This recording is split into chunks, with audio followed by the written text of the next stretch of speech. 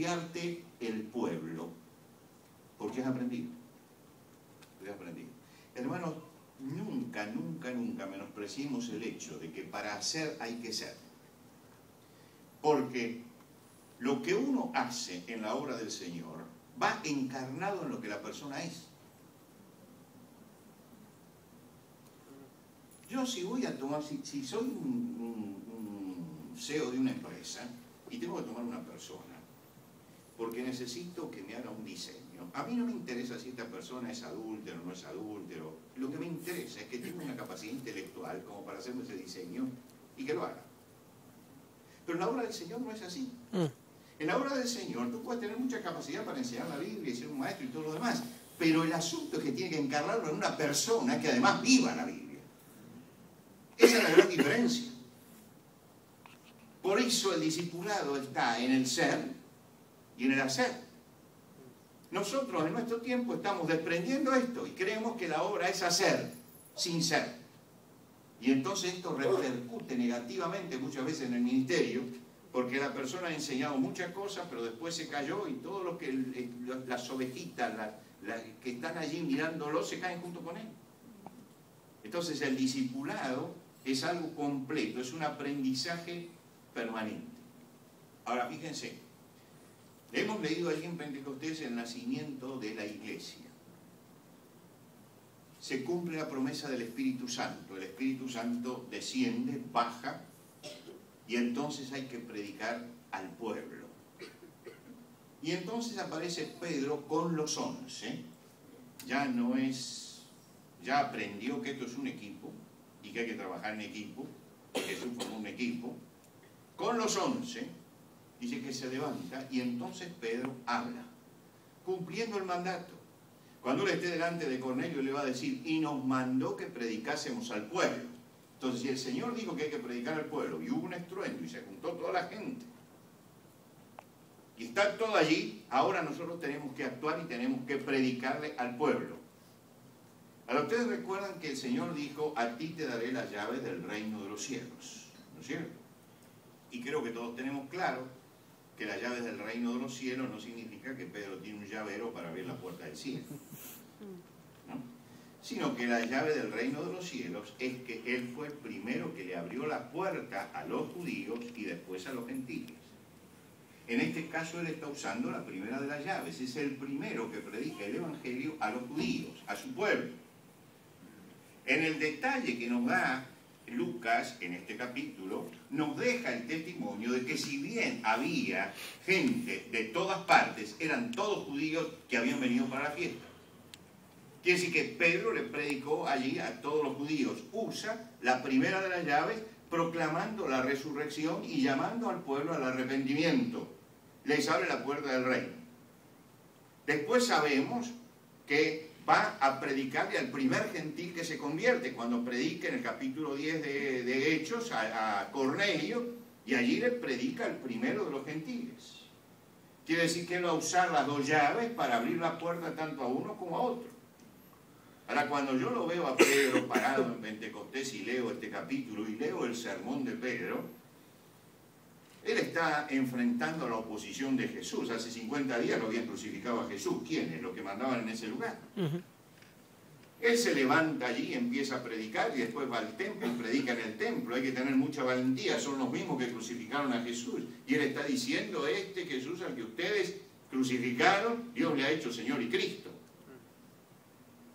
Es decir, que tenía realmente el poder del Espíritu Santo, estaba en él y enfrenta a la oposición del Sanedrín y defiende la fe. Y cuando el Sanedrín le dice, mire, cállese la boca, él le dice, es necesario obedecer a Dios antes que a los hombres. Está diciendo, no me callo. A los mismos que habían crucificado a Jesús. No se olvide esto. Quiere decir que el poder realmente del Espíritu Santo estaba tomando a este hombre. Ahora podemos pensar, bueno, ya alcanzó la meta, ¿no es cierto? Ya Pedro llegó. Sin embargo, tiene muchas cosas que aprender Pedro en ese momento. Muchas cosas que aprender. Por ejemplo, Pedro tiene muchos prejuicios. Él se conforma con usar la primera llave, pero la segunda no la quiere usar. A los gentiles no. A los gentiles no. Él él tiene el prejuicio de que a un gentil no hay que predicarle. Ahora, si él hubiera escuchado bien a Jesús durante toda su vida, a saber, por ejemplo, que Jesús dijo, también tengo otras ovejas que no son de este redil, a ellas también la voy a llamar. Él mismo lo acompañó a Jesús cuando salió de los límites de Israel y llegaron a una mujer sirofenicia, y Jesús habló con la mujer y le dijo, nunca encontré en Israel, nunca encontré tanta fe como esto, y Jesús salvó a aquella mujer. Si él hubiera conocido y conocía la historia de Jesús, sabe que no solamente lo adoraron los pastores judíos, sino también los magos del Oriente, quiere decir que los gentiles estaban ahí. Si hubiera escuchado a Jesús, Jesús dijo, ir por todo el mundo y predicar el Evangelio a toda criatura, no dijo a los judíos únicamente. Pero Pedro tenía los prejuicios de su cultura, de creer que únicamente tenía que predicarle a ellos, se conformaba con la primera llave, y ya bastante gloria tenemos con la primera llave. Y resulta que Dios tiene que llamarlo, y lo llama duramente, y le muestra aquel lienzo que baja del cielo, y él dice, yo nunca comí de esto, y dice, no, lo que Dios limpió no lo llames tú común. Golpean la puerta y le dice, hay que ir a Cesarea. Cesarea no la pisaba ningún judío pisaba Cesarea, porque Cesarea era la ciudad romana en medio de Israel. Desde la arquitectura hasta la gente que estaba allí era toda gentil. El que entraba en esa ciudad era inmundo para los judíos, no podía ir al templo, tenía que tener una purificación especial. Por eso no entraban a ese lugar. Pero resulta que lo llamaron y Dios le dijo, y tienes que ir, y lo metió en la ciudad de Cesarea. Y cuando llega a Cesarea se encuentra con ¿quién? Se encuentra con Cornelio, un centurión romano. Y Pedro comienza un sermón que es el más desastroso de la historia, los que estudian homilética. Nadie puede empezar un sermón como lo empezó Pedro. ¿Cómo empezó Pedro? Y ustedes saben lo tremendo que es para mí entrar entre gente como ustedes. Que yo llego hoy y digo, miren lo tremendo que es para mí estar en esta iglesia de Queen con gente como ustedes. ¿Ustedes dónde había aprendido homilética? Empezó así.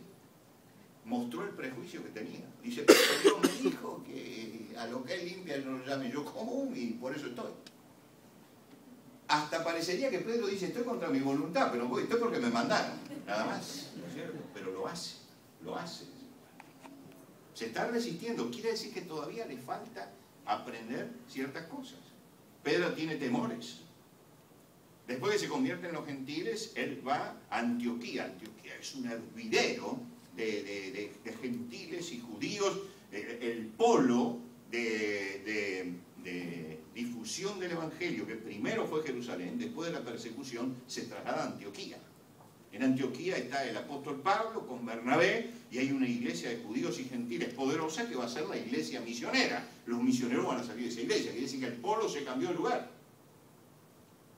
Y llega Pedro, y Pedro está contento cuando ve todo eso. Y entonces se alegra con todos los hermanos. Pero resulta que vienen algunos de Jerusalén, que los manda Santiago, que Santiago es la línea dura. Judío duro este. Y entonces él empieza a alejarse de los gentiles. No sea que le vayan a decir a Jacobo allá que yo me junto con los gentiles. Pero si los gentiles se han convertido, son tus hermanos. Y dice Pablo, y yo le resistí en la cara porque era digno de condenar. Quiere decir que cuando lo tenemos parado en Pentecostés, lo tenemos apto, pero no es el que ha terminado el discipulado. Le falta mucho para aprender. Es decir, alcanzó cierto nivel donde Dios le puede confiar ciertas cosas. Es el hombre perfecto para esa tarea. ¿Qué quiere decir? Que no se graduó todavía en la escuela de Dios, no se graduó, no le dieron el diploma, no se lo van a dar nunca el diploma. Va a tener que aprender durante toda la vida, y vamos a seguir aprendiendo en toda la vida. Ninguno de nosotros tiene el diploma de ya se recibió de discípulo, todavía estamos aprendiendo. Pero logró una meta importante, que es ser apto para algo. Logró una meta. Esa meta que él logró le permite ser de bendición para otros, pero sigue aprendiendo. Ustedes saben que uno de los primeros métodos de enseñanza, escolar en América Latina, ya por el año 1815-20, lo trajo en el sur Diego Tom.